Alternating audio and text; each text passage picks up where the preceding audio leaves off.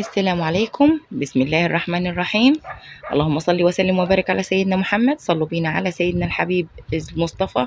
اللهم صل وسلم وبارك على سيدنا محمد. الفيديو ده عامله لكم الفيديو ده مخصوص.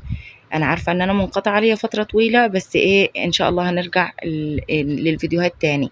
كان جاي لي تعليق إن الصعايدة دول بيعكوا، الصعايدة دول ما بيعرفوش ياكلوا العيش اللي مصدعيننا بيه. كل يوم واحدة صعيدية تعمل لنا فيديو بالعيش ويسموه العيش الشمسي، وفرحانين وفخورين جدا بيه. عايزة اقول لك يا حبيبتي اللي كتبتي لي التعليق ان احنا فعلا فخورين بالعيش الشمسي بتاعنا، وده العيش الاساسي، الحاجة الاساسية او الطعام الاساسي لينا كصعايدة. لازم العيش الشمسي ده يكون موجود في كل بيت، ولما بيخلص لازم نتصرف ونخبزه في اي وقت، وبنخمر له الخميره زي ما انتم شايفين كده. الناس الصعايده اللي على حق هيفهموا يعني ايه عيش شمسي، واللي جرب العيش الشمسي ولو مره هيعرف قد ايه طعمه حلو، وقد ايه ان هو جميل لما بيتاكل مع الاكلات الحلوه زي الويكه والملوخيه وصواني البطاطس او الطواجن باشكالها وبانواعها. فالعيش الشمسي ده اساسي اساسي. بيتكتب لي اني تعب وشقة ومش عارفة ايه علشان تعملوا العيش الشمسي. احنا بنبقى مستمتعين، بنحس بالخير وبنحس بالبركة موجودة في كل بيت لما بنبقى خابزين. لما العيش بيخلص فعلا بتحس ان البيت فاضي كده ومفيهوش اكل، وكأن البيت كده يعني اتنزعت منه البركة. الست لما على طول تتشمر وتروح تعجن وتخبز العيش الشمسي، بيبقى اهل البيت كلهم فرحانين. العيش الشمسي اول ما بيطلع من الفرن، في ناس يعني ده طقوس من زمان، انا عن نفسي معوده ولادي عليها. العيش الشمسي هو سخن كده ما يطلع من الفرن، بعمل لهم سندوتشات السمنه بالسكر، بيبقى طعمها يعني رهيب وفي منتهى اللذاذه. العيش الشمسي ممكن نخبزه في الفرن الخبيز العاديه اللي زي ما انتم شايفين كده، اللي هي الصاج اللي بأنبوبه. وفي ناس محتفظه بالافران اللي هي البلدي، اللي هي الفرن الطين البلدي. والله الفرن الطين البلدي لو انا عندي مكان كنت عملتها، اكلها خبزها، اي حاجة بتتسوى فيها بتديها طعم يعني يا جماله. والله كنت اتمنى ان يكون عندي مكان ان انا ابني فيه فرن بلدي واخبز فيها. يعني بصوا، طعم وريحة ولون يختلف تماما تسوية العيش الشمسي أو الطواجن أو أي مخبوزات فيها عن أي فرن تانية، سواء فرن بوتاجاز أو سواء فرن اللي هي بالأنبوبة دي الفرن الصاج. بصوا الملوخية وجمالها، بالله عليكم في حد يعرف ياكل الملوخية دي من غير العيش الشمسي؟ أو الويكة الناشفة دي اللي وريتها لكم في الأول، دي الويكة الناشفة بنجيبها وبنقطعها بالشكل ده زي ما انتوا شايفين، وبننشفها في الهواء لحد ما تنشف خالص خالص، وبنحتفظ بيها في كيس او في علبة ونحطها في الفريزر او باب التلاجة، وبتقعد معانا طول فترة الشتاء. بناخد منها وبنطحن على المطحنة وبنعملها على الشوربة، بتبقى جميلة جدا جدا في ايام الشتاء، بتبقى طعمها تحفة. اللي ما جربش البامية الناشفة ان شاء الله باذن الله باذن الله كده هجيب كمية من البامية، ربنا ييسر. انا والله الفترة اللي فاتت اللي انقطعت عنكم فيها كنت بعاني من خمول شديد، خمول شديد وجسمي متكسر، واقوم من النوم عايزة انام تاني، وتعب وتكسير جامد جدا في الجسم. فبعد ما كشفت وعملت تحاليل طلع ان ده نقص جامد جدا في فيتامين د. فيتامين د يخليكي على طول متوترة ومتعصبة وعايزة تبقي في نايمة كأنك في غيبوبة باستمرار.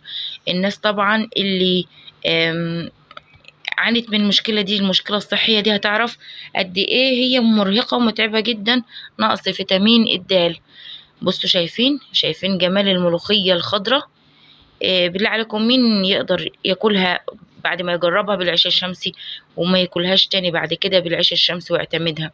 دلوقتي السوبر ماركت والمحلات ودكاكين كتير بتبيع العيش الشمسي. في ناس بتبيع يعني ستات كده بتخبز العيش الشمسي بتعمله كمشروع وبتبيعه في السوبر ماركت او المحلات ويتغلف ويتباع. فالناس كتير من حلاوته من طعمته جربته، فمش هتستغنى عنه ابدا. بصوا كمان الفطار الصعيدي الجميل ده اللي هو جبنة بيضة وفول بالطحينة وبيض بالسمنة، يعني حاجة كده جميل تكليم عن العيش الشمسي ده. بصوا من الاخر كده العيش الشمسي اساس كل بيت صعيدي، كل بيت صعيدي لازم العيش الشمسي. يعني بصوا ممكن الواحدة لو تعبانة تخلي سجارتها، تخلي اي حد يجي يساعدها وتخبز عيش لولادها، لكن ان بيتها كده ما يبقاش فيه لمدة يوم ولا يومين عيش شمس، ده تحس ان البيت ايه ده، مفهوش اكل ومفهوش شرب. ما نقدرش نعيش على العيش على اللهم صل على النبي، على الرز والمكرونة على طول. الرز والمكرونة ده ممكن يتعمل مرة أو مرتين رز ومكرونة في الأسبوع، لكن طول الأسبوع معتمدين على العيش الشمسي. بنخبز في أي وقت، في الصيف بالليل، في الصبح، في الظهر، في العصر، في أي وقت العيش الشمس بيطلع. أما في الشتاء لازم الصبح مع الشمس كده وحرارة الشمس يطلع معاك العيش حلو جدا. فبصوا حتى في فتة العدس، طبعا العدس فوائده الغذائية عالية جدا. تيجي بقى على العيش الشمسي اللي هو دكاترة أكدت إن الخميرة اللي فيه، الخميرة الفورية اللي فيه واختلاط الدقيق مع الردة، فهو خبز صحي كامل الفوائد الغذائية. تخيلي لما تاكلي طبق عدس كده مليان بروتين وتاكليه مع عيش شمسي كده بكامل فوائده، اللي هو بيسموه عيش الحبة الكاملة، اللي فيه الردة وفيه الدقيق وفيه الدقيق الأسمر والدقيق الأبيض وفيه الخميرة. انت كده بتاخدي كل كامل عناصر الغذائية بتاعتك. كمان يا جماله في الفتة ما شاء الله، هتقطعي العيش الشمسي وتحمصيه في الفرن وترشرشي كده عليه معلقة سمنة، او ممكن بعد ما تحمصيه وتزقيه بالشوربة او تشربيه بالشوربة بتاعتك تحط عليه معلقة سمنة، وبعد كده تحط على الرز الابيض، ويبقى احلى فتة ممكن تاكليها في حياتك.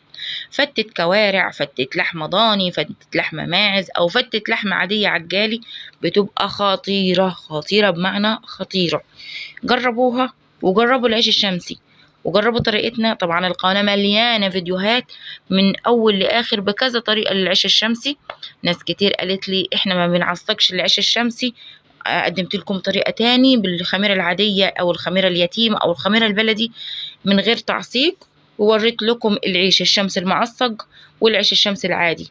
الناس يا ناس اللي بتعترض على العيش الشمسي ما بيتعصق لهوش، لا، في نوعيات دقيق بتبقى نوعية دقيق بيضة خالص، فبتطلع لك العيش ناشف،